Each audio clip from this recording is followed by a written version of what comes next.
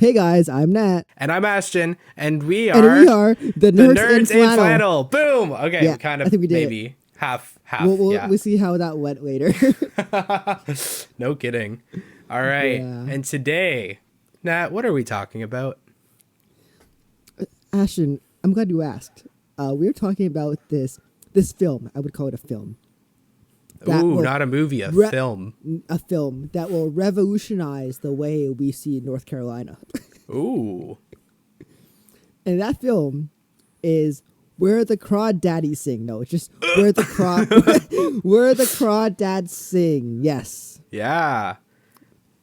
This is a movie. Oh, sorry, I cut you off. No, go ahead. Oh, okay. We're already into this. Just go for it. We're already into this. This is a movie that somehow I saw this one before you. When we recorded our last episode last week, you were debating going to see it. It was like after we hit stop recording, Nat's just like, okay, should I go see this movie? And I was like, oh, frick, yeah, you should. But it was also late, so I understood if you didn't want to go. And then you ended up making probably the right call and like getting rest. And dude, it was like a 10:35 showing. Yeah, and it's a fairly long movie. Yeah. 205. Oh yeah. Average. Has a nice personality too. But anyway, yeah, so Nat ended up seeing this after I did, and I totally actually didn't know if you had saw it or not. So I texted you and I was like, dude, I'm like, after I saw the movie, I was like, dude, I'm like, this hit me on an emotional level. And then you're like, oh, can't wait to see it. I was like, dang, I can't talk to you about it yet. But now here we are. Crying. I was like near tears. I was just like, holy, this is like, oh, this is wild. Yeah. Roller coaster. So, Nat, what were your impressions of this movie? Okay, so, you know, we've gone to the movies a lot in the last like 3 months, and we saw this trailer for this movie. I would say a dozen times. Oh least. Yeah, and I'm like, oh, this just looks like a freaking YA type of like love story, kind of like a Twilight. But boy, was I wrong. I had no idea. So I read the book a long time ago, but I totally forgot what it was about. And I went into it. I'm like, yo, I totally forgot. This is like a kind of a murder mystery type of thing, right? Oh yeah. Kind of like a whodunit, but with like classism and the idea of discrimination and just hate towards people that you don't know. And we'll talk about it later. But this, like, we talked about it a little bit briefly. This movie has a lot of like really cool hidden themes. And I'm kind of glad that it's like that because, a movie like this needs to be sort of different to differentiate. Oh my gosh, I can't talk. To like, set it itself apart from other movies like this. And yeah, I had a heck of a time watching this. I'll actually read you my review that I wrote. This man wrote a whole review again. I should start doing this. Yeah. Just do it. It's IMDb. It's free. Make an account. Might as well. I reviewed a bunch of other stuff. Okay, here's my review. This is like a few sentences. This movie. Okay. The title is "It's Pretty Great!" ! Okay. This movie is way more than an adaptation of a book. It is a movie that has way more deeper themes than you think. The titular character, Raya, played by Daisy Edgar Jones, is it Raya or Kaya? I think it's Kaya. Oh, dude, it's Kaya. Frick me! A freaking typo. Okay, it probably auto-corrected. Oh, yeah. Okay, Kaya, played by Daisy Edgar Jones, is a deeply troubled character whose past is tragic, yet often relatable. What makes this movie different from all the other movie based on books is the dynamic camera angles and the use of lighting for the natural marshland environments. I really enjoy this movie. It's a great movie to watch on a Friday night. Not even a Tuesday, a Friday. Wow. Friday night. Yeah, 8 dude. out of 10 stars. Ooh, that's more than you give Thor.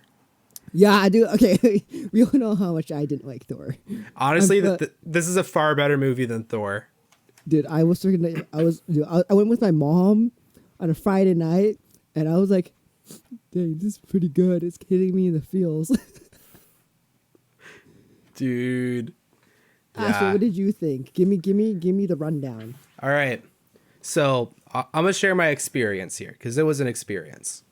Yes, I went into right. this movie knowing I really wanted to see it, not only because Taylor Swift loved the book so much that she wrote a song for it, which I'll get to later when we start talking about more about the movie in depth, but also because I just I enjoyed the trailers that we saw and it seemed kind of captivating. I couldn't quite nail exactly what the plot was on based off of the trailer, which I actually thought was, in hindsight, kind of cool because this movie, it's a drama mystery. That's what it's labeled as. And you don't want to know too much about the plot for a mystery movie because it kind of, you want it to draw you in a little bit.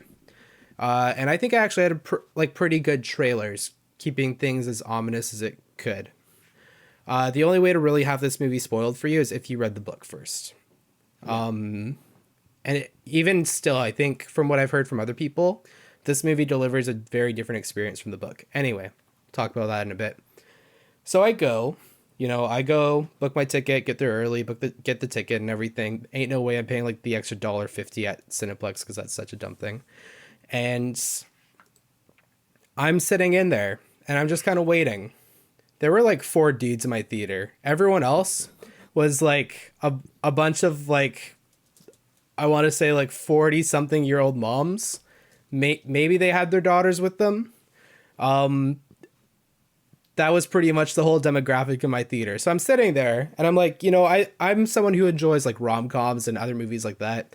But I'm sitting there feeling dang, I feel very out of place. Is this the right movie for me right now? Should I have brought my mom to this? Shut up, bro. It's a great mother and son movie. Oh yeah, 100%. Who doesn't like watching weird stuff happen on the screen when your mom's sitting right beside you? We'll talk about that later. Yeah, we will. Yeah, so anyway, I'm just kind of there, and then the movie starts. The theater gets quiet. And I was drawn in within the first 5 minutes. I was like, dude, I'm invested. I want to see how this goes. And a big reason is because this movie, apart from it being this drama mystery movie, what Nat was saying, it has deeper themes. And I think a movie that can deliver on deeper themes is is the perfect adaptation for a book. Because books, as all of our English teachers told us, have deeper themes, deeper meanings, even if, they suck and don't. But this one does. And the movie delivers on all those deeper themes. The Marsh itself can be seen as a character. Yes. North Carolina as a whole is its own character in this movie. Man, we're such nerds. We're such nerds. But I think this is us proving our intelligence rather than our geekiness in this review. Fair enough. So stick We're around. smart guys. We're smart guys. Yeah. You hear that, ladies? Ashton's single.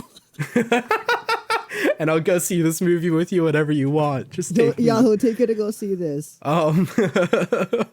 Yeah. So what I really enjoy this movie. I'd highly recommend if you're into that drama / mystery, or even if you're into a lot of books and you haven't read this book yet and you want to experience the movie first. I think this is a great movie to do that with. Usually I like reading books before seeing the movies they're based off of, but for this one, honestly, I don't even know if I want to read the book. Maybe I still should, or maybe I'll get on Audible or something. I read it a long time ago, man. I don't even remember anything that was in it. That's fair. But this movie was it just delivered this whole experience for me. And we should start talking about the experience. Yes. So Nat. Yes. What's the synopsis on this movie? Do you want to read it, or do you want me to explain it in my own words? You explain it in your own words, and then I'll read what's on Google. Okay, let's do Nat versus Google. All right, we can do this. Okay. In North Carolina, there's a girl named Kaya. Not Raya, autocorrected, but Kaya. Raya and the Last Dragon, sorry. Yeah, dude, good movie, actually. I actually talked about that movie long time ago. Okay. Anyways, there's a girl named Kaya. She's kind of known as the Marsh girl because she lives in the marshlands by herself. That's where she grew up because, her parents left her, and then her family ended up leaving her as well. And kind of a heartbreaking first 15 minutes. That's what Ashton was talking about. Kind of draws you into to the character and the family, and that gives you a lot more depth and knowing, especially Kaya's motivation. And it's kind of like how Kaya sees the world, and then she ends up dating this guy named Tate, and then he kind of doesn't come back, even though he had a good reason, and she kind of resented him for that. And then she found she got involved with this another guy who let's be real, okay, is there any guy whose name is Chase and he's a good guy? Like, are we kidding Not at ourselves all. here? Like honestly, it's like Chad, but Chase. If you name your kid Chase, you're automatically setting him up for failure. Yeah. So she starts dating this guy, and he's abusive. He rapes her. He manipulates her, and kind of a messed up story as well. And then he ends up dying, and the whole movie revolves around this court case of her on trial, and the townspeople treating her differently because she's an outsider. And yeah, that's all I'm gonna say for now. Ashton, what does it say on Google here? All right, so That's I'm a going to really read this as long-winded, dramatically as synopsis. possible. Abandoned as a girl, Kaya raised herself in the dangerous marshlands of North Carolina. For years, rumors of the Marsh girl haunted Barkley Cove, isolating the sharp and resilient Kaya from her community. Dang, this vocab. Drawn to two young men from her town, she opens herself to a new and startling world. However, when one of them is found dead, Kaya immediately becomes the main suspect. As the case unfolds, the verdict as to what happened becomes increasingly unclear, threatening to reveal many, many secrets. I added an extra many in there to make it a little more ominous. Hey, dude, I did pretty good. I think I summarized. You it did pretty good. I think you had a lot. I didn't watch the movie last night. Yeah, your summary was a lot more detailed, for sure. Just I'm just better than Google. Casually. Although I did say and and stuff a lot, but whatever. Who cares? It's good. It's good. Yeah. So this movie, let's talk about some of this stuff. So Kaya as a character, what are your thoughts? Oh, honestly, it's gonna sound really weird, but being in the church, you hear about a lot of terrible things happening to people, right? You hear obviously divorce is not just for non-Christians, but a lot of Christians do get divorced, and that kind of tears families apart. And I also know some abusive relationships and marriages like that as well. And the beginning, it kind of sets you up to know what Kaya's motivations are, especially her relationship with her mother, who just left her, right? And this really adds to a what's it called? I want to say it's kind of it feels like you have a relationship with her, because you see her grow up, you see her pain, right? It's kind of like you have a good friend and they go through a lot, and you're with them side by side. Well, we're really deep into this. But yeah, it's almost like we know her, right? And I think that her just being special and her being different is not like the fish out of water story that we're usually given, in I would say Wonder Woman and other fish out of water stories. But she's very grounded and she feels real, and you kind of know what her next move is going to be. I think Daisy Edgar Jones does an outstanding job. I don't think she's going to win an Oscar for this, but maybe she'll get a Golden Globe. Maybe, hopefully, that'd be nice. That would be. And I love how she doesn't in the movie. She's an artist, and she draws and writes descriptions of marshland stuff, and I love how that's a really big part of her character because, you know, it was Tate who kind of like opened her up to like, hey, you should bring this stuff in because this is amazing. You are more than just the Marsh girl. You are this artist. You can get money and you can live a great life, right? So I think her character, very great, and I wish they wrote more characters like this. I know it's based off a book, but I think just Daisy Edgar Jones's performance really adds to it. Oh, 100%. Oh, I got deep there. I need a drink after that. Ooh. Oh, dang. This is Coke, by the way. This is Coca-Cola. I'm lame. I just have water today. Yeah, We both have like clear. we both have. here? Oh, dude, that's actually dope. Dude, it's like the same thing. It Wait, what is. This one I has got engraving on it. It's my General Motors. sister's name. This one says Shereo Holder with the Stranger Things logo from season 1. Sick. Yeah. Anyway, back to this. Okay, So, yeah. Kaya. Yeah, pretty much exactly what Nat said. She's like a grounded character, really draws you in. You know, I grew up like in a fairly sheltered environment, so I didn't really know too much about like a lot of like abusive relationships or all this other stuff. But Kaya is one of those characters that you can relate to because that stuff happens. Like abusive dads, especially after World War II, like that was a really big thing. You know, it wasn't uncommon for dads to drink away their PTSD and beat their wives and their daughters and like all their kids.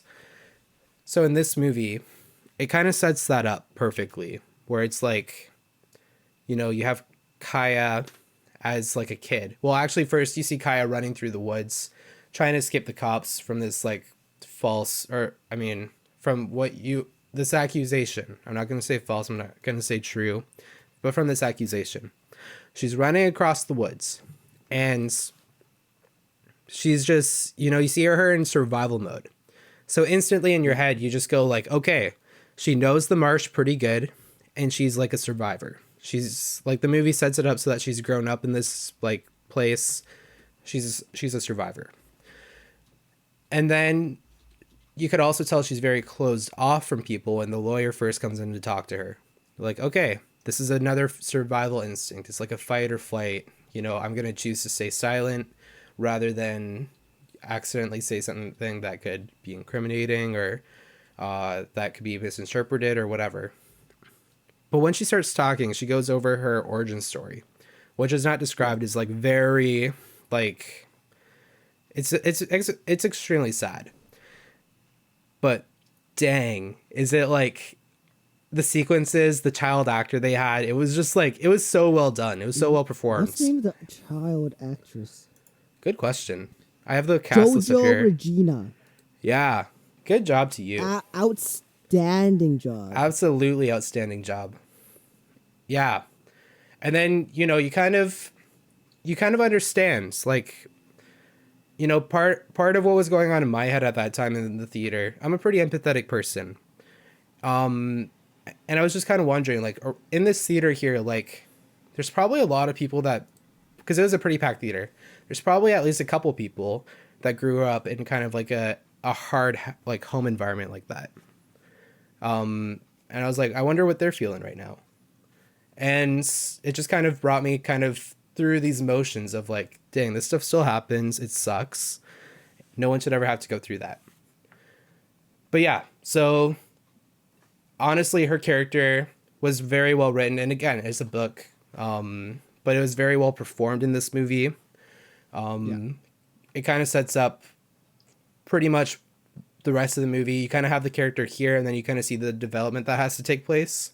But all you really need to know, based off of the first 5 minutes, is that Kaya is a survivor, and she's had to raise herself. Like, that's how hardcore her survival instincts are. She had to raise herself as a kid. She had to learn how to survive without a mother, without a father, with an abusive father as well. Yeah, without protection. Without protection from those who were supposed to be her protectors. And she just had to kind of rough it. So it's like, okay. And then you also see the lawyer played by David Strathairn.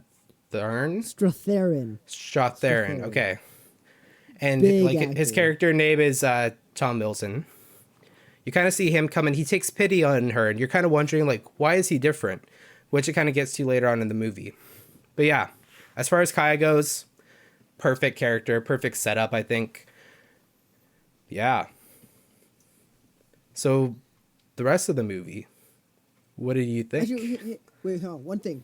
Since we're talking about characters, there's one more character. There's a couple characters I want to talk about. They're kind of one Sure. character. Okay. I want to talk about Jumpin' and Mabel. So these are. Yeah. I feel like they're the most important characters in the entire film/book. Let's just call it the film. Okay.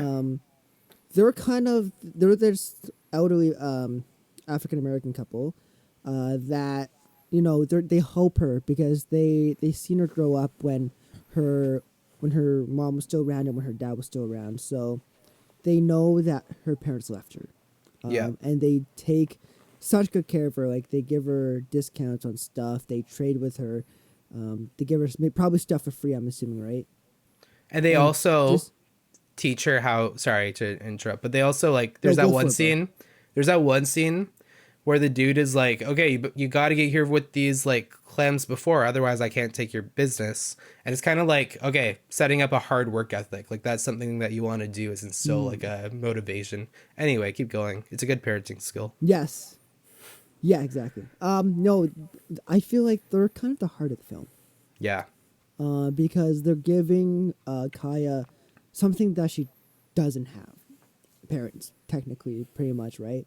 And you see their relationship grow with, Jumpin', the man, even protecting her from the cops and, standing up for her when she was dating Chase Andrews, which is the most douchebag name I could think of.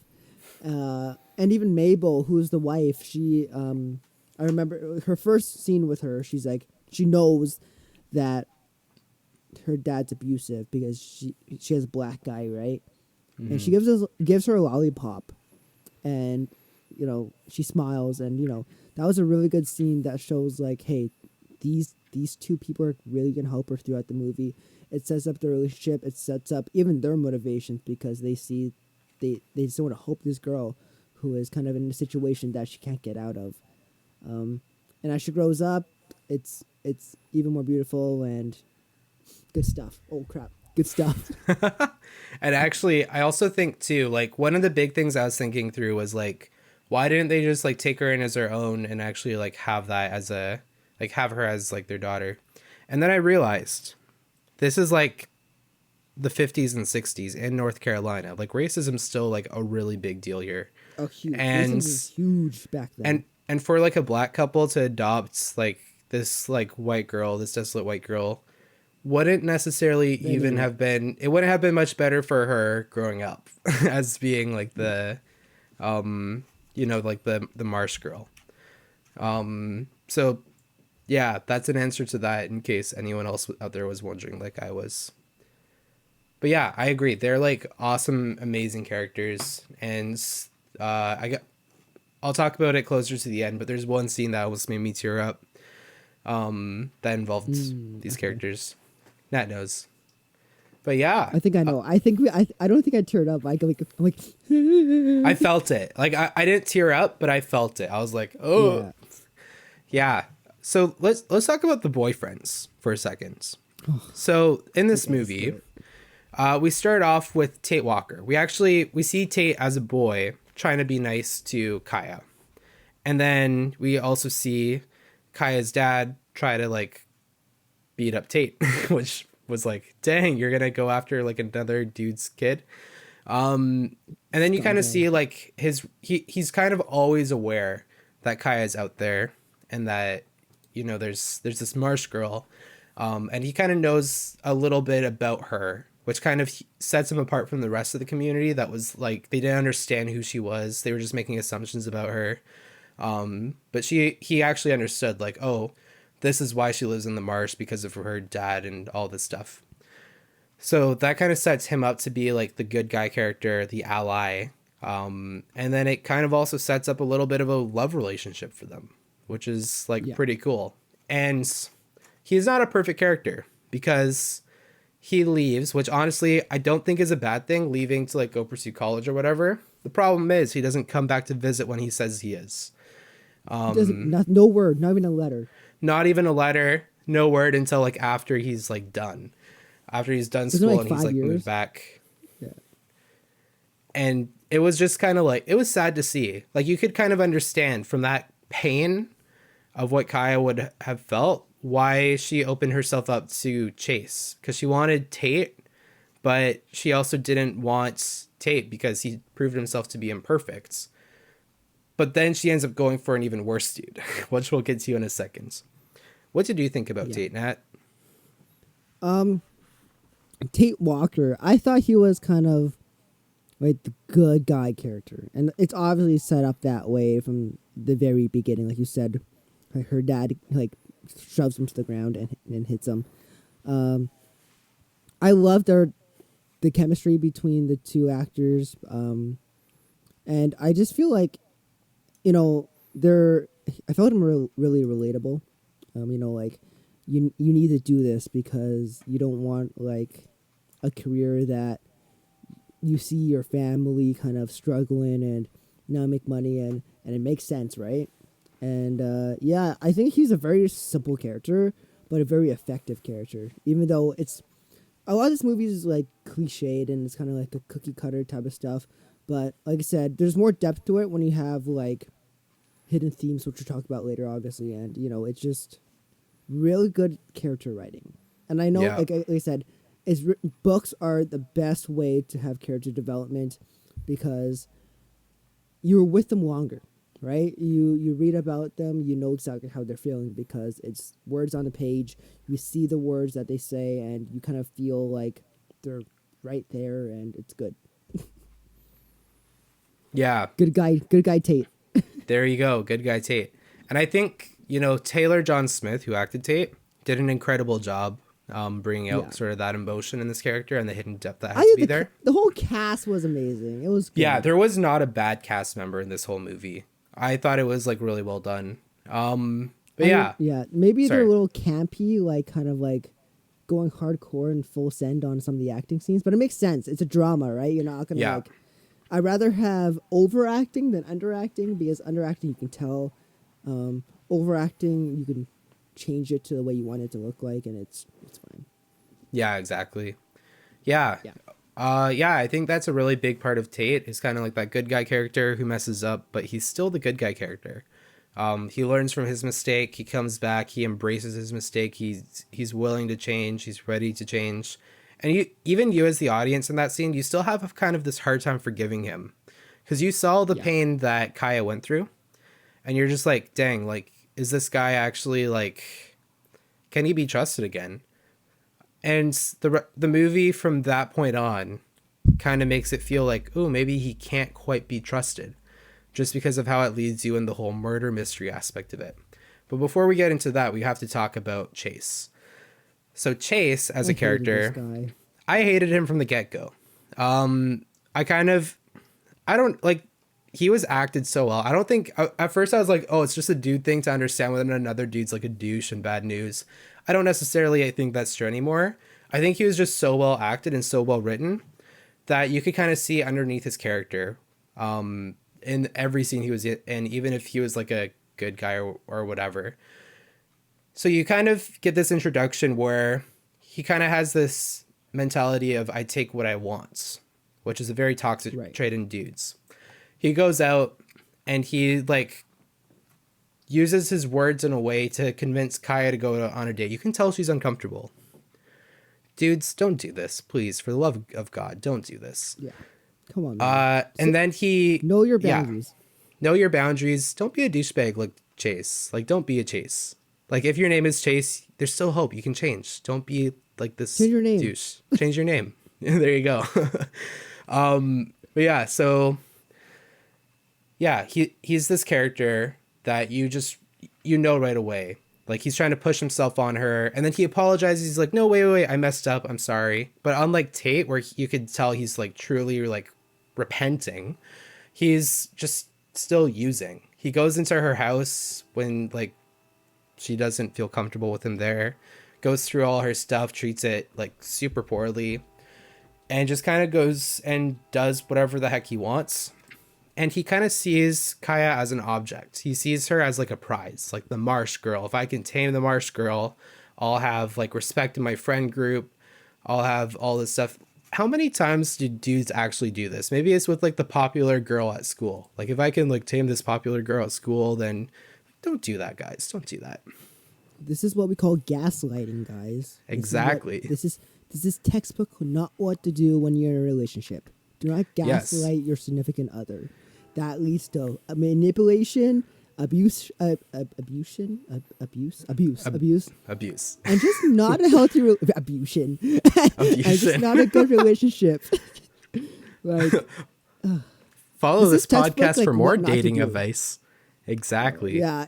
Okay. If you want dating advice, you come to the nerds in Flannel because we care. There we go. Relationship nerds right here. Yeah. Hey. In our bio, it does say "and girls" at the end, so you know it there works. You go. We know what we're talking about. Oh gosh, but yeah, he's bad news. But you kind of see Kaya. She starts getting a little more comfortable with him, and a little more comfortable with him, and then he's really kind of far out pushing her out of her comfort zone. And at first, you think that's a good thing, but then again, you see it's just he wants to take what he wants. There's a bit of a rape scene in this movie, because he convinces her to go or to come to like a different city, with him, and she reluctantly agrees to do it. And the first thing they do when they get inside is, they have sex. You can say it. It's okay. Sure, they have sex, but he kind of doesn't do it. He does it in a way where he's the only one benefiting from it. And the look on Kaya's face, don't worry, Mom, if you're listening, they don't show anything, I swear. But the look on Kaya's face. My mom was there. They didn't show anything. They show her face in pain. That's it's pain. It's like, shoot, like this is not right. You could also tell she was kind of like in a bit of regret as well from that decision.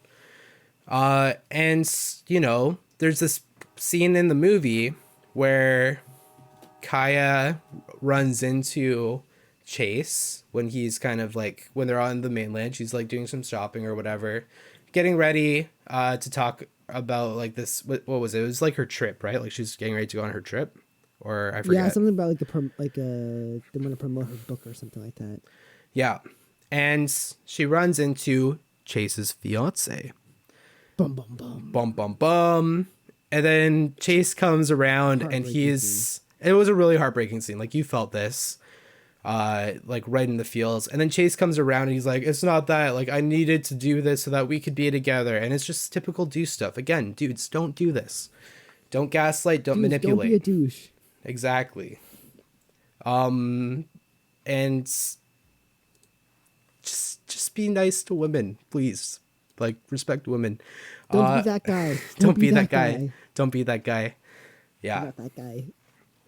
Chase comes around afterwards and he still has this, like, he's kind of in his own fight or flight mode where he's the apex predator. And because he can't take what he wants, like the easy way, he's going to go at it the physical force way. He hits Kaya and proceeds to try to rape her.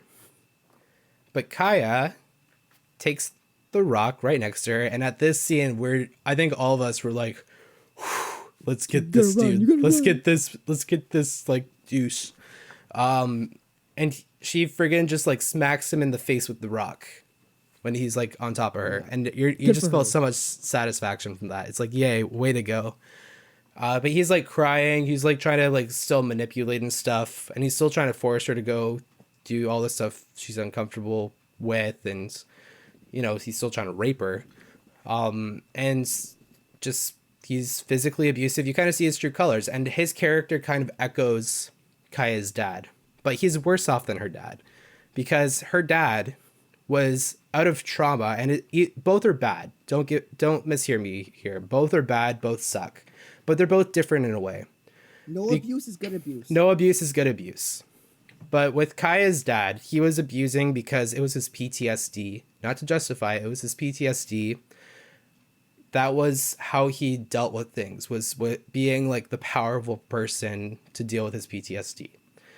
Whereas Chase was using his power to kind of protect his ego, to kind of protect his pride. Both are not the same thing. To protect your ego, using physical force is a lot more different than using it as like a form of protection.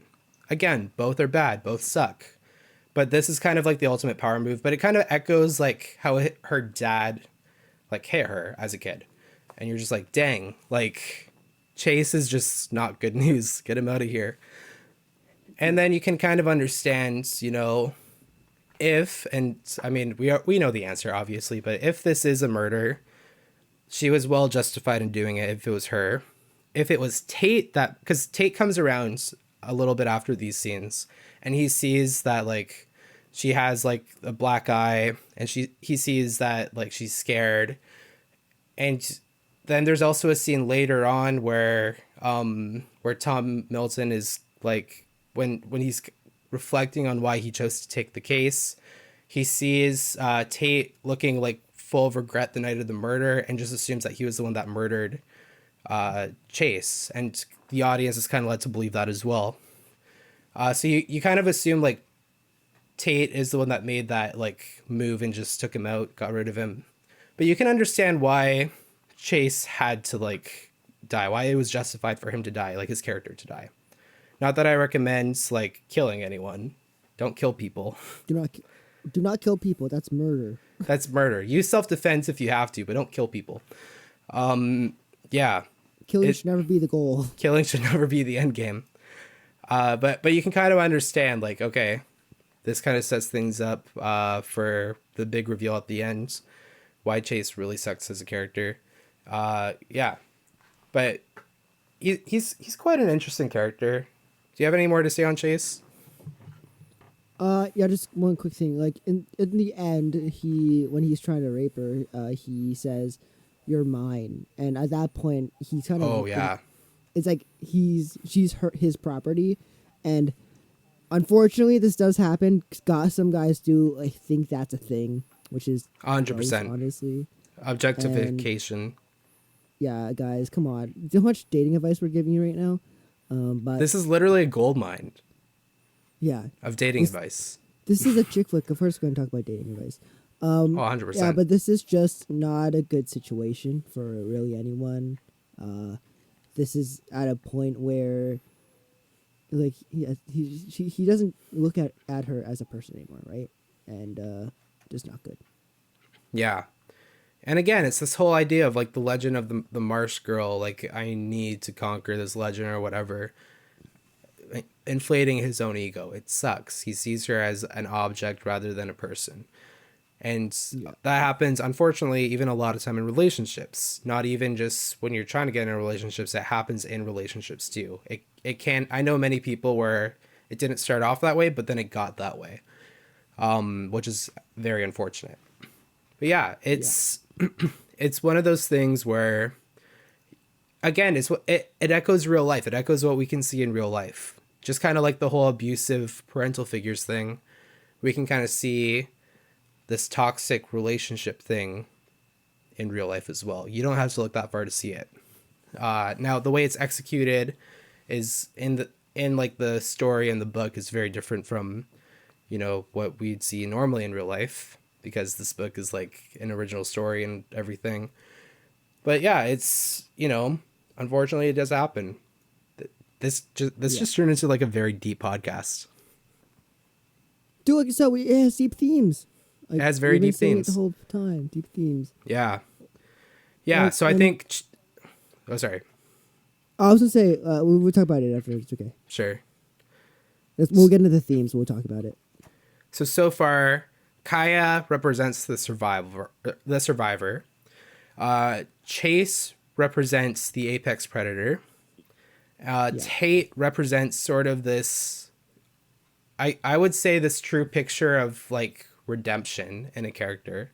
He's like the good guy, makes a mistake, but he truly learns from it. And then, Yeah, I would say guess, he's also like kind of like the what's it called? Where she feels safe, I guess. yeah, Because he's he the taught her how safe to, place. yeah, taught her how to read, and just he was kind of like the first person to like care, other than Jumpin' and Mabel. Yeah, sorry, go ahead. Yeah.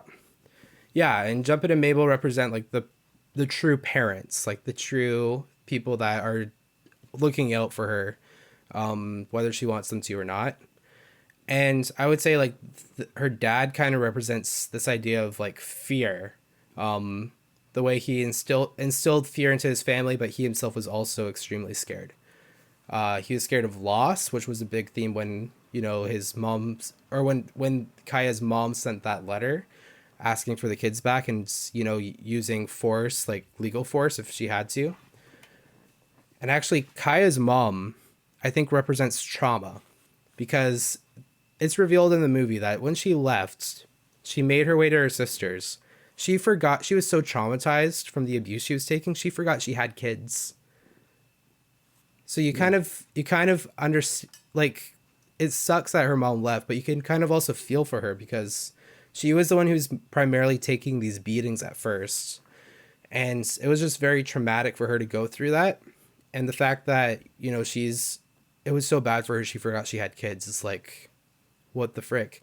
And then she's also this other tragic character, because she ends up dying of cancer before she can do anything. And it just really makes you feel everything in that moment when that line is said. I was just like Heartbreaking, bro. heartbroken. Sheesh, Yeah. man. So I think that's kind of what these characters represent so far. Now let's talk a little bit about Tom Milton. I think he represents this idea of societal change, Yeah. because his character is the one who he really questions the motivations of North Carolina. He questions, like, why are we doing this, where we have this like person that just doesn't fit in with our society, and we just completely disconnect her from everything. She's automatically the bad guy. She's automatically guilty.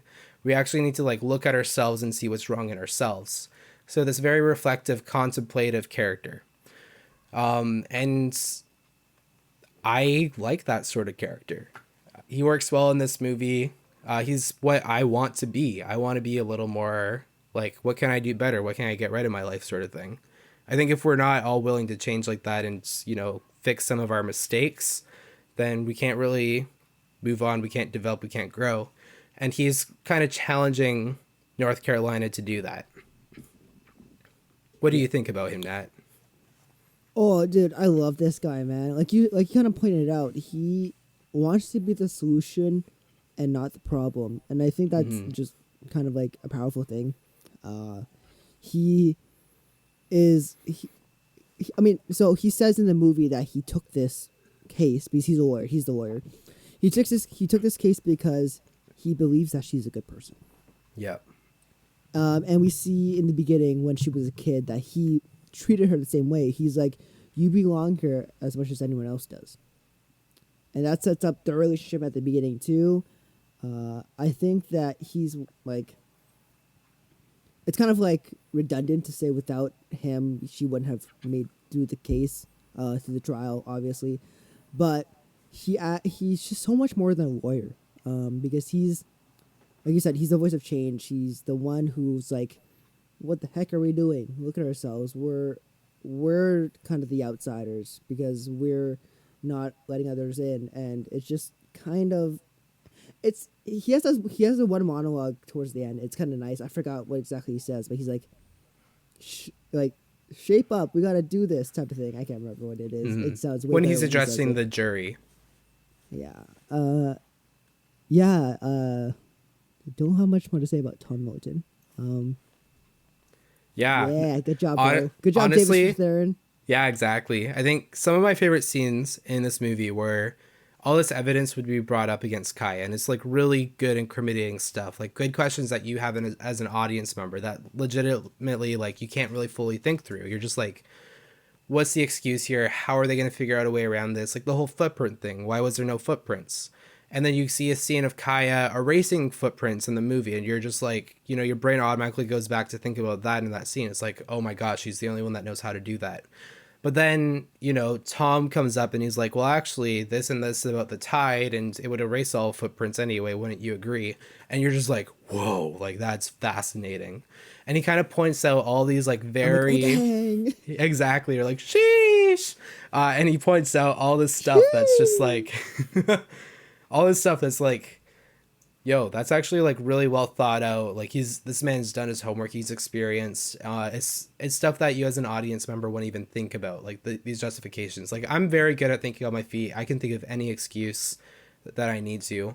And he does it like 15 times better. I'm a terrible liar. This was a survival instinct I had as a kid. I'm terrible, bro. Ashton, your hair looks great today, bro. I'm ending the call. Bye, guys. But anyway, I'll stay on long enough so that we can talk about this. Yeah, no, he's an awesome character. He did a lot of like a lot of great stuff for the story, and it kind of makes this character a little more sad when the ending hits. But we'll talk about that in a second. I also want to talk quickly about the character of the Marsh. What is the Marsh? What does the Marsh represent? Nat, what do you think? Oh, you're asking me? I'm asking you. If you don't have an answer yet, I can go. Can you get back to me? Yeah. Sure. I'll just piggyback off what you say. So I was watching I think it was actually before the movie started. It was like, you know how sometimes Cineplex here in Canada, they'll do like these interviews with the actors before like the movie. And it was with Daisy Edgar Jones and Taylor John Smith. And they were kind of talking about, you know, the ideas in this movie and like the characters. And Taylor John Smith even brought up himself, like the Marsh itself is a character. And I was like, okay, I'm going to be watching out for that a bit. So then I started taking observations. And I think the Marsh, it kind of represents... I think it represents mystery in a way. It represents sort of like this dark place, this dark, mysterious place that not too many people, unless you actually know about it, know about. You know, you see like the townspeople, they occasionally go to the marsh, but they don't actually go inside the marsh. They go to like the beaches on the marsh. And you're just like, okay, they're just taking advantage of like the beautiful places, but they don't really care what's in the marsh. There's also like this rundown lookout, which is where Chase dies. And it's run down. The police officers requested that they take care of that they destroy that thing because it's a danger. Someone could die on it, which, you know, does happen. And, you know, it's because like no one cares about what goes on in the marsh. They don't even care enough to like fix this dangerous public safety hazard, because it's not really a public danger if there's no public going into the marsh. So it's kind of like this place that people avoid like the plague. So it's kind of like a shunned area, but it's also a very mysterious area because not too many people know about it. And it's also an area where it challenges you. This character, the Marsh, challenges you. It's somewhere where it's you fight or you survive, or you survive or you die, sort of thing. It's either fight or die. Yeah. So that's kind of when I think about the Marsh, that's kind of what it represents to me.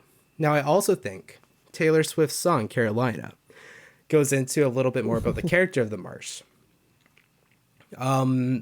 So the beginning of the song says, "Oh, Carolina creeks running through my veins." Well, so that implies, you know, there's something different about the creeks here. Lost I was born, lonesome I came, lonesome I'll always stay.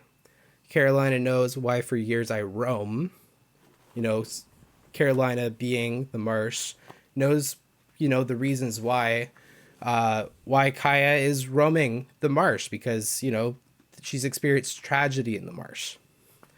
And you didn't see me here. No, they never did see me here. Again, it kind of implies what I was talking about before. No one really cared to go into the marsh. Carolina stains on the dress she left, incredible scars, pivotal marks. So like these marks of survival that are placed on Kai as a character. Muddy these webs we weave, kind of like it gives you like a visual description of kind of the marsh, but also a deeper idea of, like whenever like you use a term like a web, it kind of means like this entanglement of like this big situation you have going on, like this big problem, which there's a lot of problems that occur in the marsh. Yeah, a lot.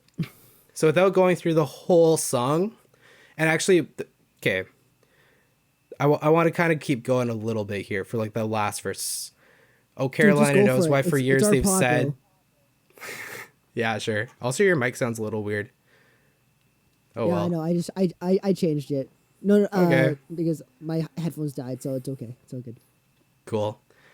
Yeah, so Oh Carolina knows why for years they've said that I was guilty of sin and slept in a liar's bed. So that, Carolina in this case, like it still means the marsh, but also I think it means Carolina as a whole, like that whole community. They understand why Kai as a character was, because they were the ones doing it, why they were always saying like, oh, she's guilty. They wanted to believe the worst in her. But the sleep comes fast and I'll meet no ghosts, which is kind of interesting because she does meet a ghost at the end of the movie. It's between me, the sand, and the sea. Carolina knows. There's probably a lot more smarter people than me that could go into that song and pull out things. But I guess for what I'm trying to get across, the marsh is, again, it represents mystery. It represents sort of this shunned area where unless you're willing to go into this area where it's like fight or flight mode, even when you're not in the marsh, you're still in fight or flight mode. You're still in survival mode, because being in the marsh kind of stains you as like being that character, which it did with Kaya. She was born, she had to survive. She had no other choice but to survive in the marsh, and she can never escape being the marsh girl. Yeah. What do you think about it, Nat? What else is there to say, bro? I think you said it all. The man went through an entire Taylor Swift song, and we know how many themes Taylor Swift has in her song. To me, the marsh is kind of like it's kind of like a battleground, but it's a battleground where it's Kaya's home, and it's a home turf battle that has ups and downs, obviously, because of people coming in through it, and just all kind of the bad memories it has. But she's like, this is my home. This is where I'm going to stay. This is where I want to have a family and get married and blah, blah, blah type of stuff, right? And also the marsh lends to some very good cinematography. Oh, 100%. Yes. I think even a lot of the shots that they did in the marsh showed a lot of character in the marsh. Because they brought out this whole, like, they dressed up the marsh to kind of look like this mysterious, yucky, gross, like, swamp. Even like the colors that they used were amazing. Also, I think one of the places where they used some of this marsh was actually, I noticed some similarities between that and Outer Banks. Just a side note. A couple scenes in Outer Banks. If you watch that show and you watch this movie, then you'll see it too. I don't know what the location is, but I know it's the same location. Yeah. Also, yeah, I think, it was just incredible the way that they were able to shoot everything, the direction that they decided to go with this movie. It was just awesome the way that they really brought out these deeper themes in the characters, and you can see that like in the acting and everything. So absolutely. Let's talk about the end, and then I have a little bit of a rant. Unless you have anything else you want to talk about first. Well, Ashton, do you know what the tagline for this movie is? What is it? The tagline is "Secrets are buried just beneath the surface." Kind of and a actually, big theme for it too. That's a really big spoiler, which I think draws us really into the end, because the secrets buried beneath the surface is, you go into this movie if you've never read the book like I did, and you don't want to believe that Kaya is the murderer. But guess what? She's the murderer. She done did it. She murdered him. Yeah. She murdered him. So, you know, with it being buried beneath the surface, like you kind of, we have a tendency in these drama and mystery movies to really look deep and to try to figure out, you know, what the movie is trying to tell us through some of these objects. Like the toque, for example. I'm calling it a toque because I'm Canadian, but the beanie. It's a toque. It's knitted. It's a toque. It's knitted. So the toque, you kind of see it. There's implications that kind of lead you astray from the real truth, where, you know, Tate bumps into Chase and they almost get in this fight, and the toque kind of falls onto Tate's jacket, and the way that they were all pointing the finger at Kaya for being the murderer was that they found some of those same fibers from the toque on the jacket. But they also say, like, you know, these fibers, like the toque could have come into contact with the jacket at any time. Didn't have to be just in the murder. And, you know, you kind of see that happen. You see it come into contact. You see Tate acting sus as frick, and you're just like, no, he's got to be it. He's got to be it. Without the movie saying it, it's really obvious. What it tries to make not as obvious, with like Tom Milton going up and like pretty much calling out how crazy the idea is that Kaya would actually be the murderer. But there are a couple things that don't add up, such as the shell necklace. Tate has never seen that shell necklace before. That shell was discovered with Chase. So you kind of wonder, like, okay, if Chase was wearing that, the only character that would have the motivation to steal that would be Kaya. Yeah. And that's one of those things that Tom never quite gets a good answer to, or gives a good answer to. And there's just all these other things that we weren't looking for. If you're like me and you're trying to like figure out some of the more obvious themes, you weren't quite looking for that really made Kaya be the murderer, because you don't want to believe she is. You want to believe she's different. You want to believe she's just a misunderstood character, which she definitely is. But the key part of her character, like what I explained earlier, is that she's a survivor. And when she dies and her secret's revealed that she did kill Chase, she pretty much says in it, like, she had to survive. She had to defeat the apex predator to survive. Otherwise, she could never be safe and no one else would understand. But that's how, because she was raised in the Marsh. The Marsh is the character that raised her. Yeah. Because it challenged her. It brought, like, it made her go into this fight or flight. It kind of brought out sort of this rough character into her. Because of all that, she's the killer. Like, she had to do it because that's just how things work in the wilds. Either you kill or you get killed. Yeah, exactly. Unfortunately. Yeah. And there's a lot of other books like this. You know, I think, for example, like Lord of the Flies, Hunger Games, you know, there's a lot of books that I grew up reading that are like, they're similar to it. You kill or get killed in the wilds, in nature, whatever. And this movie / book isn't that different. What did you think about it, Nat? I mean, you had read this book before. It's been years, honestly. I totally forgot I read it until like, oh yeah, that book. Did you remember the twist? No, I didn't. I totally forgot about it. I'm like, oh yeah, that happened.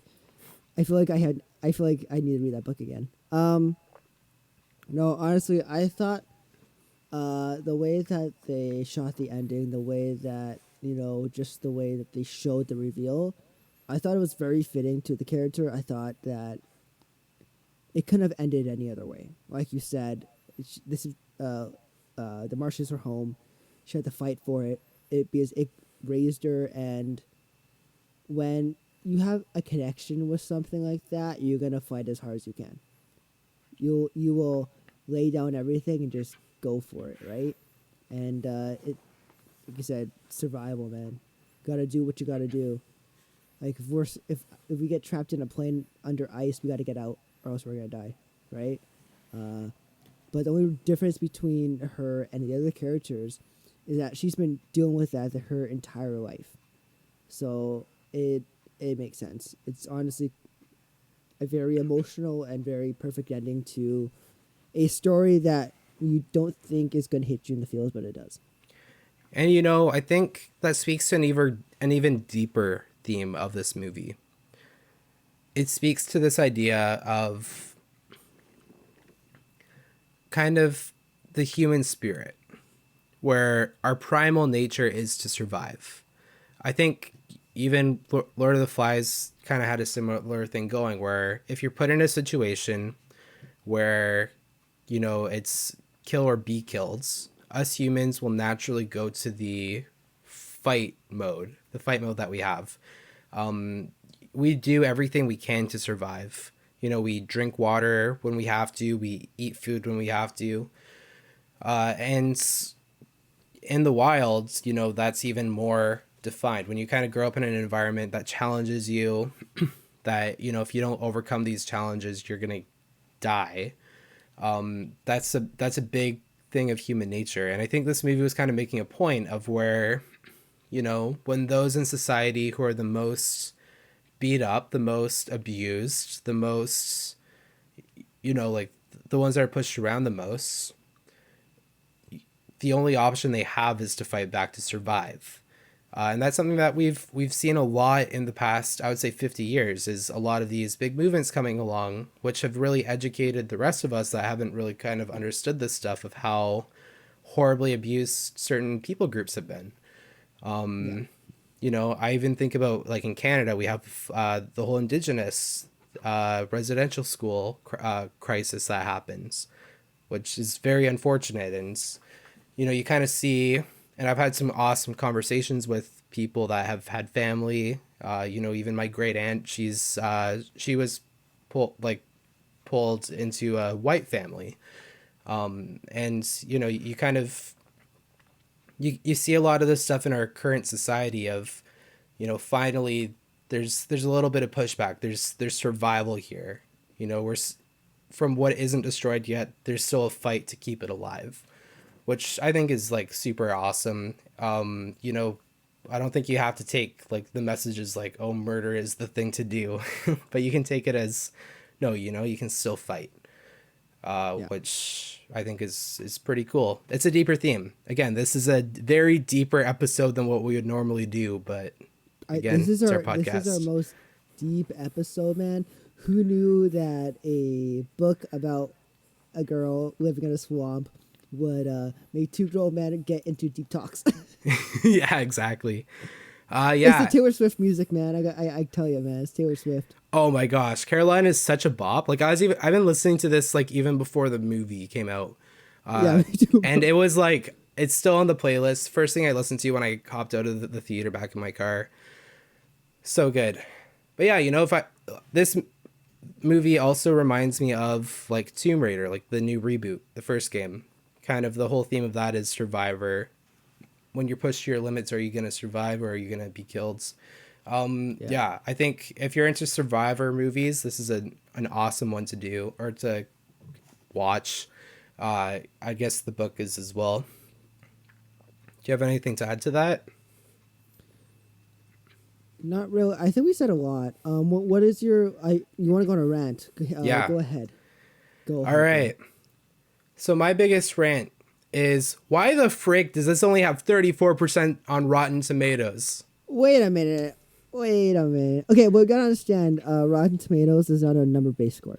Yeah, I get it. Rotten Tomatoes has been wrong about about a lot of things, but honestly, I also believe they're right about a lot of things. They're so wrong on this. 34%. Yeah. But it has a 96% audience score. Yeah. Holy crap. Which should tell you something, because typically, it's not like this for all things. Like, I think even Morbius had a higher audience score than critic score. So the audience gets it wrong a lot of times. But holy crap, they got it so right on this one. The critics are the ones in the wrong here, because you cannot tell me you've seen this movie and you can't appreciate the deeper themes. You can't appreciate the shots they did, the risks they took, readapting this sort of thing. The acting, you cannot tell me you came out of that and gave this a friggin' 34% as a critic. Dude, this is not worse than Thor: Love and Thunder. Yeah, it is not worse than that. It is like, if you're into movies, you should not be ranking Thor: Love and Thunder higher than this. Hey, let me read you a review. From, Sure. Let me read you 2 reviews. Okay. Here's one from Rotten Tomatoes. Daisy Edgar Jones fails to steal scenes. She's central. What is this grammar? She's central to though. What the heck are these freaking grammar? I'm not even gonna read the rest of the review. I don't care. Yeah, this Taylor Baker of Drink in the Movies says she fails to steal scenes. Okay, that's crap. Yeah. Okay. Absolute crap. And now here's a review from IMDb. He says, absolutely go see this movie. Please ignore the wannabe film critics in these reviews. It's an enjoyable film, actually my favorite of the year so far. Each actor does an amazing job of making you feel the emotions you're supposed to and really draws you in. It's not a fast-paced movie, and I actually like that element. The only reason it gets 9 stars is because of the much anticipated Taylor Swift song being in the credits. It should have been in the movie. I agree with that. That's just like. I think, the Taylor Swift song was an awesome piece to draw people into an amazing, terrifically well-made movie. Like, even without that song, it doesn't change the movie. Like, of course it adds to it, but the movie itself is still really good. Here's the critic consensus on Rotten Tomatoes. Daisy Edgar Jones gives it her all, but Where the Crawdads Sing is ultimately unable to distill its source material into a tonally coherent drama. Oh, give me a break. The audience say about this movie, a particular treat for viewers who love the book. Where the Crawdads Sing offer a faithfully told, well-acted story in a richly, beautifully filmed setting. Like, what the heck? Pick your poison here.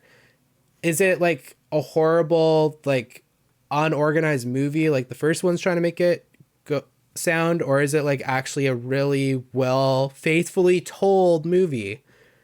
Like, critics, get your crap together. It's great. And here's the thing. I was even having this conversation with a friend. Keep it going. Typically, I like having movies based off source material to be faithful to the source material. If it ain't broke, don't fix it. But the thing you have to remember when you're reading a book is you're using your imagination. You're engaging your imagination into this fictional space, because before the movie comes out, that's your go-to, that's your definition. You're creating the images of your character in your head based off of what the book gives you. But I'm going to read a book and I'm going to imagine these characters different than Nat's going to envision these characters. That's just how it goes, because we're all different, we're all unique. We all have our own imaginations. And to us, that's like our go-to when we read books. It's like, okay, this is the definitive character here. The one that I made up in my head. This is what they look like. This is what they have to act like. Based off of what I'm getting from the book, my imagination's doing the rest. This is exactly what that character is. But then when we see an actor's take on screen, if it doesn't line up with what we made in our imagination, we're going to get upset. That's just kind of how it works. But you need to take a step back and appreciate art, because even if it's not the character that you wanted it to be, it's a character where a whole writing team went, a whole, like the director came in and the actor came in and they molded this character to kind of be fit for the movie and like in a way that works. And it might be a little different from the way that you imagine the character being, but for the movie, like sometimes you just have to be like, you just have to, give it a break. Just say like, okay, it might not be exactly what I read, but I can appreciate this take on the character. You just have to do that sometimes. Yeah. Now, I know I haven't read the book, but I'm also ranting about other movies. Like I know, for example, Hunger Games. I love those movies. And I've also read the books on those. And Katniss was way different. I read the books first. Katniss was way different than what, I had imagined.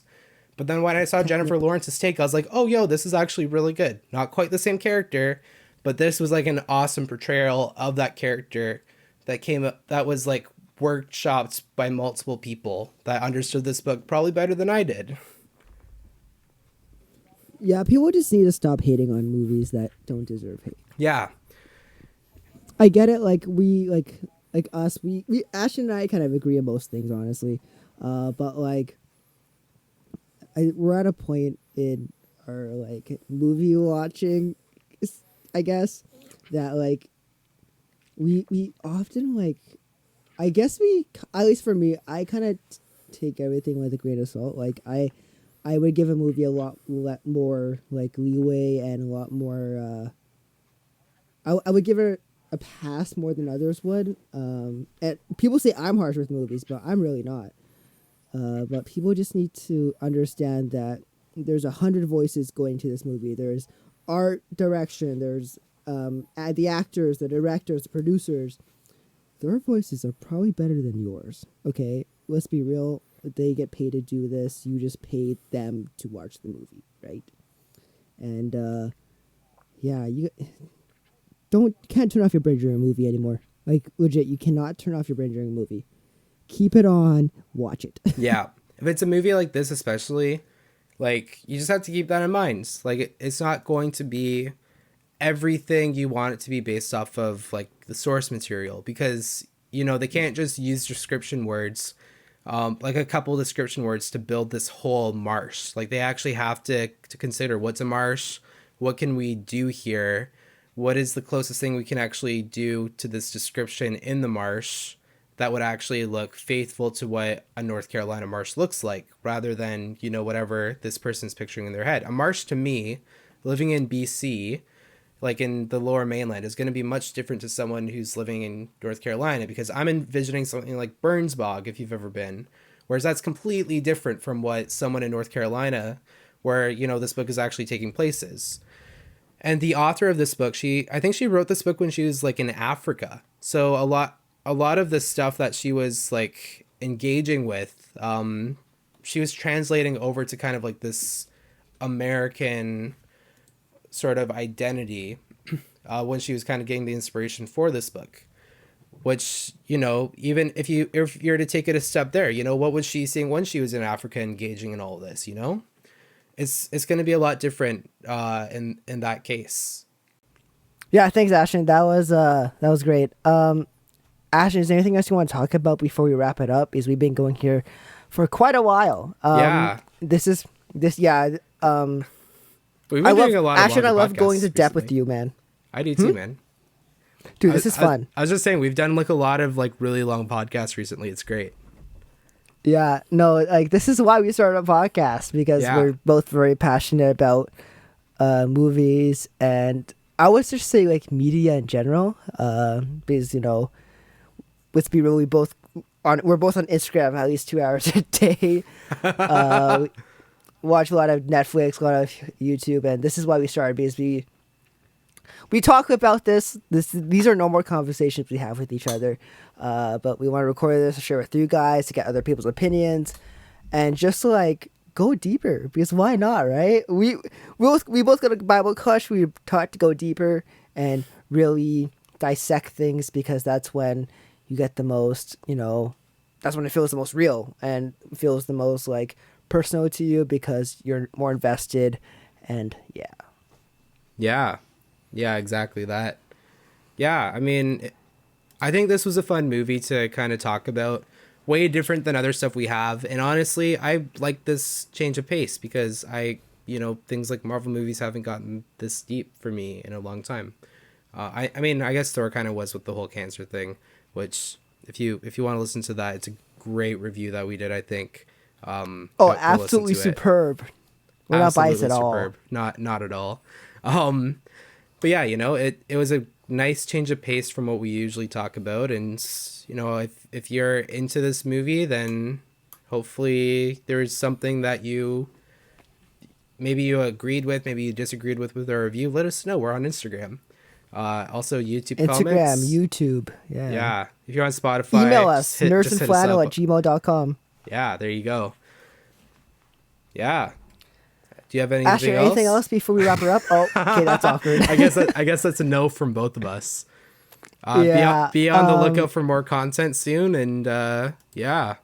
Go listen to some Yeah, we old got a stuff. couple of videos coming out next week. We're recording with a couple friends. Yes. Look forward So to that's that. gonna be fun. We'll try. Well, usually we put out a video every week, so it's kind of nice that we do that. Yeah, I guess that's it. I think so. All right, guys. Until next time, I'm Matt, And I'm Ashton. and we are the nerds in flannel. Woo! Peace.